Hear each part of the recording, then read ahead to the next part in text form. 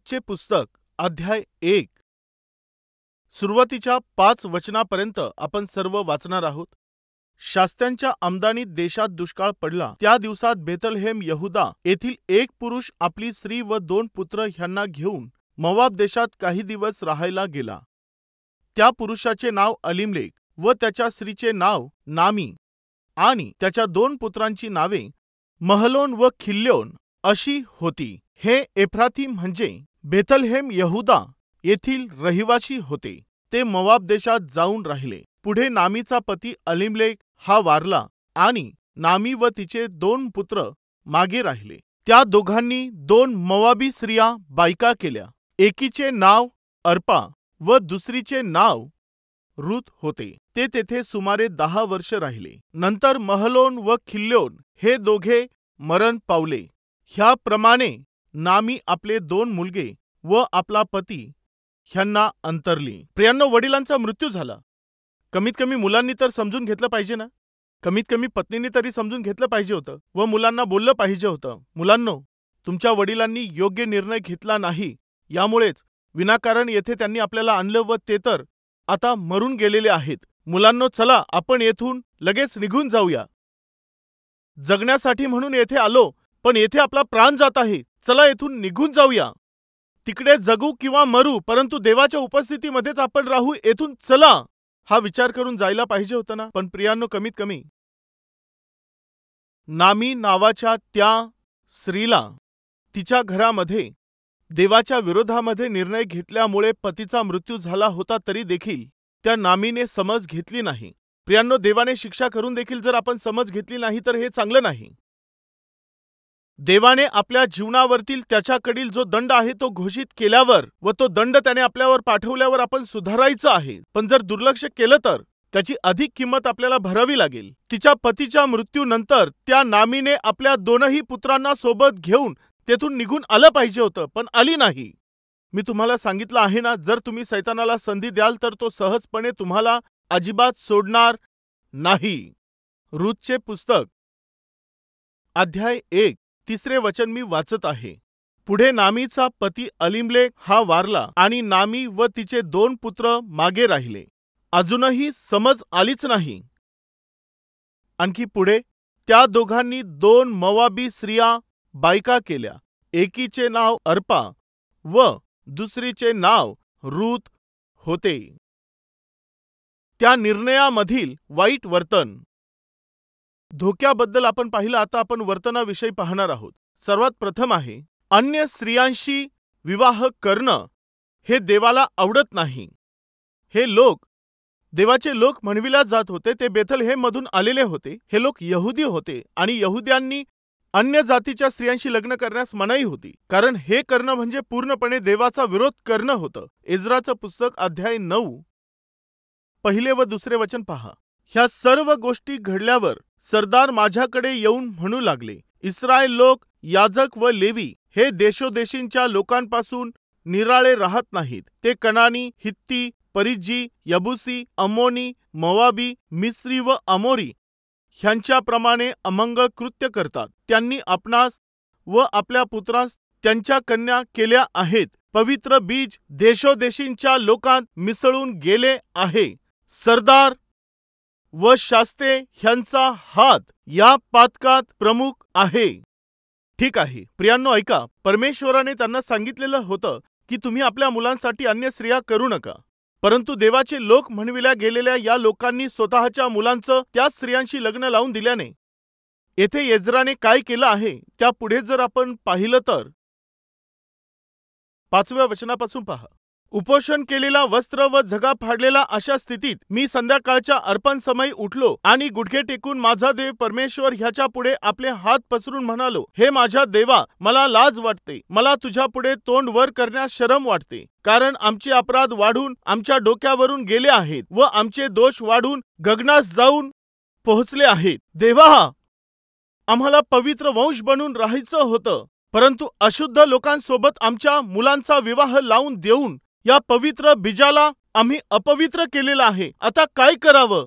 आता नेहम्याचं पुस्तक अध्याय 13 23 वचन पहा. त्या दिवसात अशदोदी, अम्मोनी व मोवाबी स्त्रियांशी लग्न केलेले यहुदी लोक मला आढळले. कोणते यहुदी होते ज्यांनी मोवाबी स्त्रियांशी लग्न केले? ते यहुदी लोक नेहम्याला दिसून आले. त्यांची मुले बाळे अर्धवट अजदोदी भाषा बोलत, त्यांना यहुदी भाषा बोलता येत नसे. आपापल्या जातीची मिश्र भाषा बोलत. मी त्या लोकांशी वाद केला. मी त्यांना शिव्या शाप दिले. त्यातल्या कित्येकांना मार दिला आणि त्यांचे केस उपटून देवाची शपथ घेऊन असे म्हणायला लावले की आम्ही इतपर आमच्या कन्या त्यांच्या पुत्रांना देणार नाही आणि त्यांच्या कन्या आम्ही व आमचे पुत्र करणार नाही. मोवाबी स्त्रियांशी या लोकांच्या पुत्रांचं लग्न लावून देऊन पवित्र बीजाला या लोकांनी अपवित्र केल्यामुळे नेहम्याला ते सहन झालं नाही. तो इतका क्रोधित झाला की त्याने काही लोकांना मार दिला आणि काही लोकांचे केस त्याने तोडले. त्या सर्वांना एकत्र जमवून शपथ घ्या, येथून पुढे आम्ही असं मूर्ख कृत्य करणार नाही. आणि पुढे बोलत आहे, पहा 26व्या वचनापासून. इस्रायलाचा राजा शल्मोन अशाच प्रकारच्या गोष्टींनी पापमग्न झाला होताना पुष्कळ राष्ट्रांत त्याच्यासारखा कोणी राजा झाला नाही. तो देवाचा आवडता असून त्याला सर्व इस्रायलावर राजा केले होते, तरी त्यालाही अन्य जातीच्या स्त्रियांनी पापात पाडले. तुमचे ऐकून आम्ही अन्य जातींच्या स्त्रियाशी विवाह करून आमच्या देवाचे अपराधी व्हावे व घोर पातक करावे काय? अन्य जातीच्या स्त्रियांशी विवाह करणं देवाच्या दृष्टीने घोर पातक आहे. तुमचे ऐकून आम्ही अन्य जातींच्या स्त्रियांशी विवाह करून आमच्या देवाचे अपराधी व्हावे व घोर पातक करावे काय? आम्ही घोर पातक करावे काय? प्रियांनो, नियमशास्त्राच्या पुस्तकात परमेश्वराने स्पष्टपणे सांगितलेलं आहे, तुम्ही माझ्या इच्छेच्या विरुद्ध तुम्ही विवाह करू नये, परंतु त्यांनी त्याचं ऐकलं नाही. पहा राजेंचं पहिलं पुस्तक अध्याय 11 पहिल्या वचनापासून पुढे. शल्मोन राजा फारोच्या कन्येशिवाय आणखी मोवाबी, अम्मोनी, अदोमी, सिदोनी व हित्ती राष्ट्रांतल्या विदेशी स्त्रिया व त्यांच्यातल्या स्त्रियांवर त्याचे प्रेम जडले. ह्या राष्ट्रांविषयी परमेश्वर देवाने इस्रायल लोकांना सांगितले होते की तुम्ही त्यांच्याशी व्यवहार करू नये व त्यांनी तुमच्याशी व्यवहार करू नये, कारण ते खात्रीने तुमची मने आपल्या देवांकडे वळवतील. त्याच्या 700 राण्या व 300 उपपत्नी होत्या. त्याच्या बायकांनी त्याचे मन बहकवले. शल्मोन म्हातारा झाला तेव्हा त्याच्या बायकांनी त्याचे मन अन्य देवांकडे वळवले. त्याचा बाप दावीद ह्याचे मन परमेश्वराकडे पूर्णपणे असे, त्याप्रमाणे त्याचे नसे. प्रियांनो, देवाच्या आज्ञेचं उल्लंघन केलं तर एखादा व्यक्ती कितीही धार्मिक असला तरी तो वाईट कृत्य करू लागेल. शल्मोनाला वाटलं, मी मोठा ज्ञानी व्यक्ती आहे, मला कोण वळवू शकणार आहे? शल्मोनासारखा मोठा ज्ञानी व्यक्ती, ज्याने परमेश्वराकरिता भव्य मंदिर बांधलं, ज्याने अनेक यज्ञबली अर्पण केले, तो कामुकतेने भरून त्याने या विदेशी स्त्रियांसोबत लग्न केल्यामुळे शेवटी म्हातारा झाल्यावर काय घडलं माहीत आहे? त्याने शेवटी जाऊन अन्य दैवतांची सेवा करण्यास सुरुवात केली. अन्य दैवतांसमोर तो यज्ञबली अर्पू लागला. आई आणि वडिलांनो, तुम्ही असं पाप करू नका. नामीने समज घेतली पाहिजे होती. हो, आम्ही देवाच्या विरोधामध्ये पाऊल टाकलं आहे, यामुळेच माझ्या पतीचा मृत्यू झाला आहे. आता कष्ट पडोत किंवा काहीही हो, देवाला शरण गेलेलंच बरं आहे हा विचार करून परत येण्याऐवजी काही काळासाठी म्हणून तिकडे गेली, परंतु तिथेच राहण्याचा प्रयत्न करू लागली. त्या देशातल्या मुलींसोबत आपल्या मुलांचं लग्न लावून दिलं. हे थोड्यापुरतं होतं किंवा कायमस्वरूपी होतं? सामान्यपणे आपल्या भाषेमध्ये अजूनपर्यंत मुलगा सेटल झाला नाही, अजून मुलगी सेटल झाली नाही, अजून त्यांचं लग्न जमलं नाही, असं लोक बोलत असतात. लग्न जमून लग्न झाल्यानंतर आपण बोलतो, माझा मुलगा सेटल झाला, माझी मुलगी आता सेटल झाली आहे. आपल्या मुलांचं तेथील मुलींशी लग्न लावून दिलं, याचा अर्थ नामीला अजून समज आलेली नव्हती. तिने तेथेच सेटल होण्याचा प्लॅन केला आणि या प्लॅनिंगमध्ये तिने काय केलं माहीत आहे? त्या विदेशी स्त्रियांसोबत आपल्या दोन्ही मुलांचं लग्न लावून दिलं. अन्य जातीच्या स्त्रियांशी लग्न करणं यात देवाची इच्छा नव्हती. आता दुसरं, लग्न होऊन 10 वर्ष होऊन गेले, अर्पाला देखील मुलं झाले नाहीत, रुतलाही मुलबाळ झालं नाही, महलोनाला मुलबाळ झालं नाही आणि खिलोनाला देखील मुलबाळ झालं नाही. याचं कारण काय होतं? पहा लेवियाचं पुस्तक अध्याय 26 वचन 21 आणि 22. तरीही माझ्या विरुद्ध तुम्ही वागलात व माझे ऐकले नाही, तर तुमच्या पापांच्या मानाने तुमच्यावर 7 पट अनर्थ आणीन. मी तुमच्यावर वनपशु सोडीन आणि ते तुमची मुले उचलून नेतील. काय म्हटलं आहे? जर तुम्ही माझ्या आज्ञा पाळल्या नाही तर मी तुमच्यावरती 7 पट अनर्थ घेऊन येईल. महलोनाचं लग्न होऊन 10 वर्ष झाले, मुलबाळ झालं नाही. खिल्योनाला लग्न होऊन 10 वर्ष झाले, पण मुलबाळ झालं नाही. प्रिय भाऊ आणि बहिणींनो, आपल्यामध्ये असे कुणी आहेत का ज्यांना अजूनही मुलबाळ झालेलं नाही? मी असं म्हणणार नाही की तुम्ही फार मोठे पापी लोक आहात. जर तुम्ही धार्मिकतेने व सत्यतेने जीवन जगत आहात, परंतु अजूनही तुम्हाला संतती झाली नाही, तर एक सत्य मी तुम्हाला सांगत आहे. एक उत्तम देणगी देव तुम्हाला देऊ इच्छित आहे, यामुळे तो उशीर करत आहे. आणि त्याच वेळेला जर तुम्हाला मुलबाळ होत नसेल, तर तुम्ही एकदा आपलं अंतःकरण तपासून पहा. काय तुमच्या जीवनामध्ये देवाच्या विरुद्ध कोणत्याही प्रकारचं कृत्य जागा तर करत नाही ना? कारण देवाने म्हटलं आहे, जर तुम्ही माझ्या आज्ञा पाळल्या नाहीत तर मी तुमची कूस बंद करून टाकीन. प्रियांनो, सारा, रिबेका, राहेल, हन्ना व अलिशिबा ह्या सर्व नीतिमान स्त्रिया होत्या.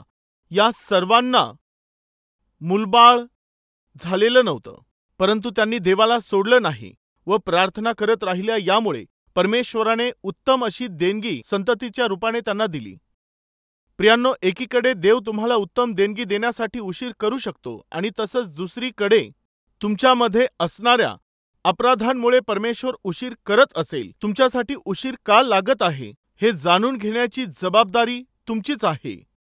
त्यांनी घेतलेल्या निर्णयामध्ये वाईट वर्तन कोणतं होतं माहीत आहे? पहिलं, विदेशी स्त्रियांशी लग्न केलं परंतु मुलबाळ झालं नाही.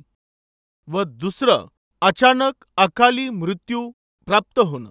3 गोष्टी मी सांगितल्या आहेत. विधर्मी स्त्रियांशी लग्न, संतती नसलेलं आयुष्य आणि अकाली मृत्यू प्राप्त होणं. नंतर पुढे काय घडलं माहीत आहे? बायबलमध्ये आपण पाहतो, रूथचं पुस्तक. ते तेथे 10 वर्ष राहिल्यानंतर काय म्हटलेलं आहे? रूथने आपल्या पतीला गमावलं. पहा येथे काय म्हटलेलं आहे. ते तेथे सुमारे 10 वर्ष राहिले. नंतर महलोन आणि खिल्योन हे दोघे मरण पावले. ह्याप्रमाणे नामी आपले 2 मुलगे व आपला पती ह्यांना अंतरली. किती दुःखाची गोष्ट आहे. सामान्यपणे पतीला गमावणं मोठी दुःखाची गोष्ट असते. विधवापण प्राप्त होणं ही दुःखाची गोष्ट आहे. आणि वयोवृद्ध झाल्यानंतर आपल्या पतीला गमावणं आणि वरून आपल्या 2 मुलांना देखील गमावणं मोठी दुःखाची गोष्ट आहे. जेव्हा तिचा पती चुकीचा निर्णय घेत होता, तेव्हा नामीने त्याला सहमती न देता, ऐका मी तुमच्या पाया पडते, असं तुम्ही करू नका, देवाच्या उपस्थितीतून आपण दूर जाऊ नये. जर असं बोलणारी स्त्री ती असती तर परिस्थिती काहीतरी वेगळी असती, पण ती अशा प्रकारे बोलली नाही. का सांगायचं तर पती मृत्यू पावल्यावर देखील त्याच मोआब देशामध्ये स्थिर व्हायचं आहे, अशा प्रकारच्या एका चुकीच्या विचारासह तिने देखील निर्णय घेतला आणि परमेश्वराच्या निर्णयाविरुद्ध तिने वर्तन केलं. प्रिय आई वडिलांनो, लक्ष देऊ नका. जर तुम्ही चुकीचे निर्णय घेत आहात तर त्या निर्णयांमुळे केवळ तुमच्या जीवनावरती संकट आणि क्लेश येणार नाहीत, तर त्याने तुमचे मुलं आणि त्यांचं भविष्य देखील अतिशय प्रभावित होऊन जाईल. वडील असून अलीमलेखाने जो चुकीचा निर्णय घेतला, त्यामुळे केवळ त्याचाच नाही तर त्याच्या मुलांचा प्राण देखील घेतला गेला. मातांनो, वडिलांनो, तुम्ही जोही निर्णय घेत आहात, परमेश्वराच्या विरोधात जाऊन निर्णय घेऊ नका, कारण तो निर्णय केवळ तुमचाच नाही तर तुमच्या मुलांच्या भविष्याचा देखील नाश करून टाकील. संगोपन करायचं आहे असं म्हणून देवाच्या उपस्थितीमधून तो त्यांना मोआब देशात घेऊन गेला, परंतु त्याने आपल्या जीवाचा नाश करून घेतला व त्याच्यावर ज्यांनी विश्वास ठेवला त्याचे मुलं देखील जगू शकले नाहीत. आणि शेवटी एकट्या त्या 3ही स्त्रिया त्या घरात विधवा बनून राहिल्या. ही किती खेदाची आणि दुःखाची गोष्ट आहे, किती भयंकर ही गोष्ट आहे. परंतु त्या 3घींपैकी एका स्त्रीने एक निर्णय घेतला. तो निर्णय कोणता होता?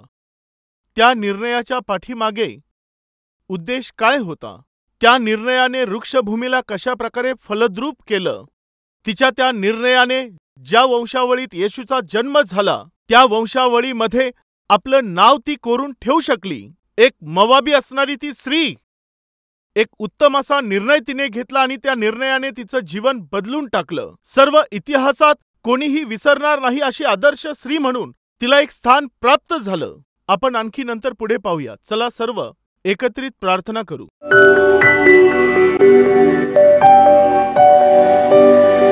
महान पवित्र प्रेमळ परमेश्वर देव बापा, संकट असो क्लेश असो तुझ्यासोबतच जगायचं आहे असं म्हणणारं आत्मिक जीवन तू आम्हाला दे. जर आमच्या निर्णयामध्ये पाप दडलेलं असेल, आम्ही वाईट निर्णय घेऊन चुकीचे पावलं टाकू तर त्याने आमचाच नाही तर आमच्या मुलांच्या भविष्याचा देखील नाश होऊ शकतो. यामुळे परमेश्वरा, आमच्या जीवनात आम्ही जेही निर्णय घेऊ ते तुझ्या वचनाला धरून आणि तुझ्या इच्छेला धरून असावेत. यामुळे तसे निर्णय घेण्यासाठी तू आम्हा सर्वांवरती कृपा कर. येशूच्या नावाने प्रार्थना मागतो बापा, आमेन.